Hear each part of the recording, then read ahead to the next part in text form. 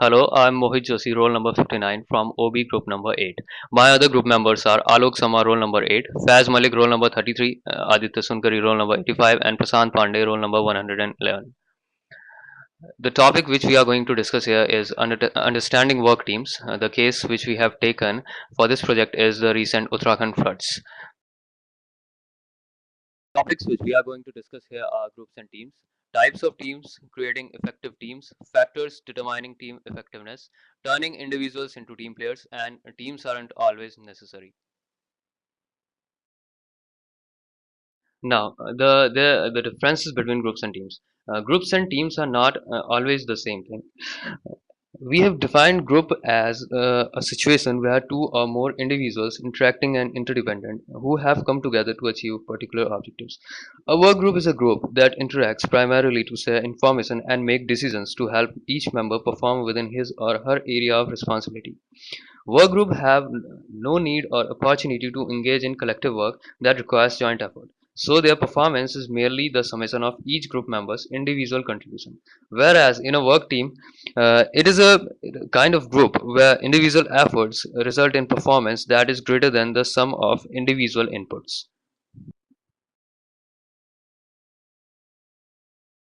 Problem solving teams, self managed work teams, cross functional work teams, and virtual teams.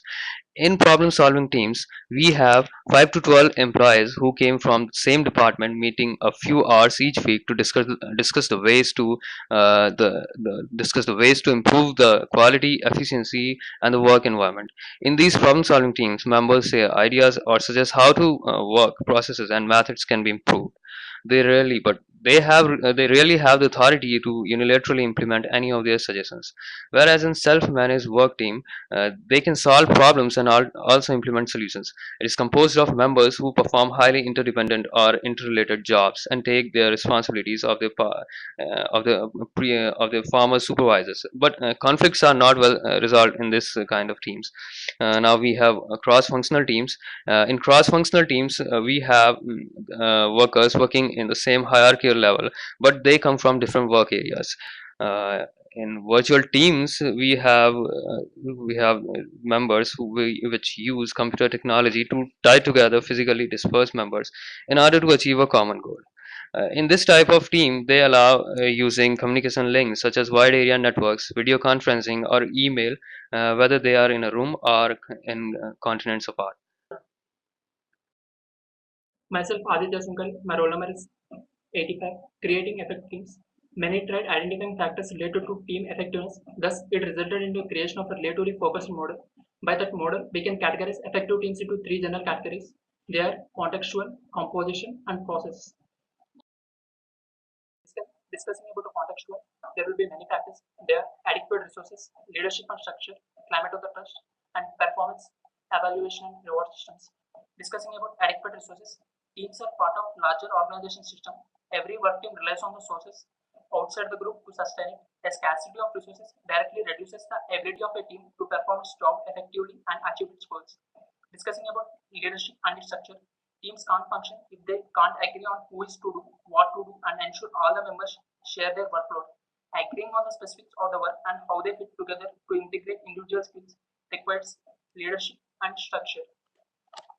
Discussing about composition and the abilities of the members.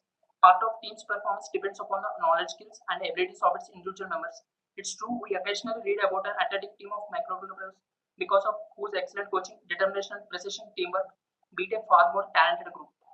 And discussing about the personality of the members, many of the dimensions identified in the Big Five personality model are also relevant to the team effectiveness.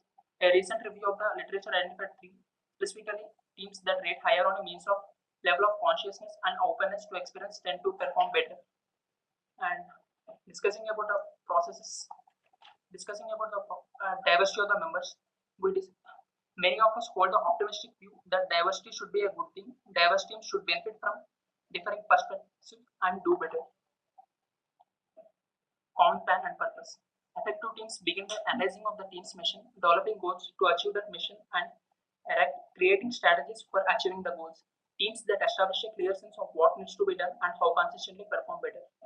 Specific goals. Successful teams translate their common purpose into specific, measurable, and realistic performance goals.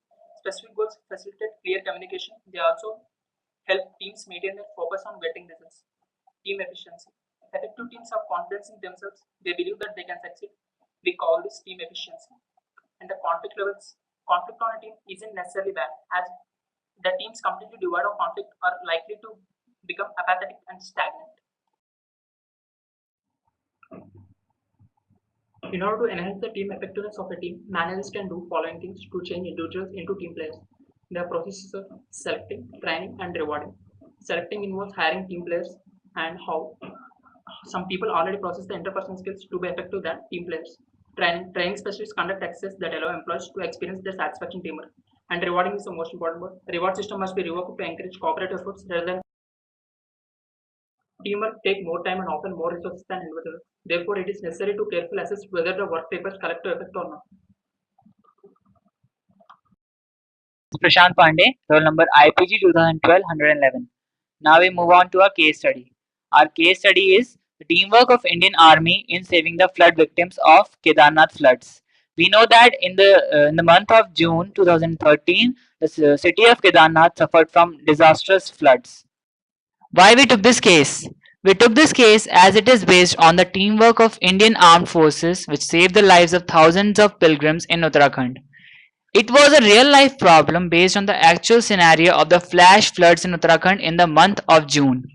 It is a case on how Indian armed forces in collaboration with Air Force saved the thousands of pilgrims from the disastrous flood conditions. Now what is Operation Surya Hope?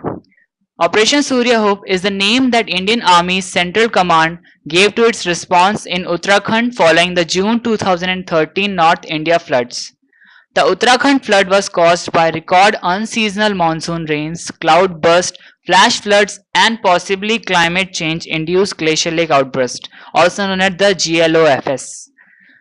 The humanitarian disaster affected millions, stranded over 100,000 pilgrims and tourists in Himalayan religious sites, and killed several thousand people. Indian Army was able to rescue several thousands of people from the flood-affected regions of Uttarakhand. Over 10,000 troops participated in Operation Surya Hope. Army's disaster response units included infantry battalions, signal regiment, engineer regiments, advanced dressing stations, and other medical units. Logistic and supply assets, special forces, specialized mountain troops, paratroopers, and Army Aviation Corps assets. The Army Aviation Corps deployed 13 helicopters. This is the largest humanitarian mission by Indian Army in several decades and is an ultimate example of their teamwork. After evacuating the pilgrims from the flood-hit areas, Army engineers started work on a new 20-kilometer route to restore land communication with Kedarnath, which has remained cut off since the 16th of June. An advance team of 4 officers and 21 soldiers reached Gomkara on 11th of July. The alignment of the new route, which in places is over 13,000 feet, is Sonpraya Gomkar Dev Vishnu Dungaj Giri Kedarnath. As Malik, roll number IPG 2012-033. Continuing with the topic Understanding Work Team, we are now going to discuss Operation Rahat, an effort of the Indian Air Force. Operation Rahat was the name given to the Indian Air Force's rescue operations to evacuate civilians affected by the 2013 North Indian floods. Thousands of pilgrims in transit in the hill states of Uttarakhand and Himachal Pradesh were stranded in various valleys. It was one of the largest operations of the Indian Armed Forces in several decades, and IAF claims it to be the biggest civilian rescue operation in the world carried out by any Air Force using helicopters. During the first phase of the operation, from 17 June 2012, the IAF airlifted a total of 90,600 people, flying a total of 2,140 sorties, and dropping and landing a total of 382,400 kg of relief materials and equipment. Hello, I am Alok Sharma. Now the Air Force people who are on the mission for rescuing the pilgrims. They also suffered a very disastrous situation. What happened on June 25, the MiG V5 helicopter from Gochar to Guptkashi and Kedarnath crashed north of Gaurikund. All 20%, the Air Force officer, NDRF 9 officers, 6 ITBP officers were killed in that case. Those people which are in the rescue operation have lost their lives, but never the army turned back. The deceased soldiers were given a ceremonial guard of honor by Home Minister Sushil Kumar Sindhe at a function organized by the Uttarakhand State Government. The Chief Marshal of Air Staff said, "We owe it to the lives of the people whom we have lost that we sustain the mission and complete it successfully." The army or the air force never stopped by this havoc situation, but they continued their mission. The IAF continued to operate from Dharasu and Pithoragarh, detachments flying 6 Mi-17, V5S, 2 ALH, and 1 Mi-17 from Harshil, Maneri, Dharasu, and Dharjula, Milam, and Kali, Ramganga River access. So our Air Force played a very immense role in the situation. The military worked in the interior area of Uttarkashi, Rudraprayag, Chamoli, Pithoragarh. Indian Air Force and Army and primarily troops evacuated more than 1 lakh 10,000 people from the flood ravaged area. The situation was very dangerous at the time. People was not having things for eat, food and then other things. Without thinking of their own, army people made a very rigorous effort in rescuing the survivors.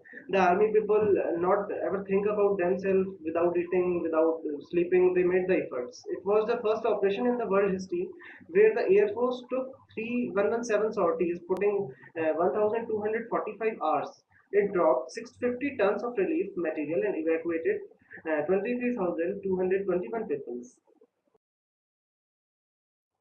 So we can take a conclusion from here that the our both army played a very enormous role in the situation. What they do, they have never thought about themselves. They work together, both Indian Army and the Indian Air Force. For example, Indian Army cannot go to those places which are not connected through any way. So their our Air Force played a very good role.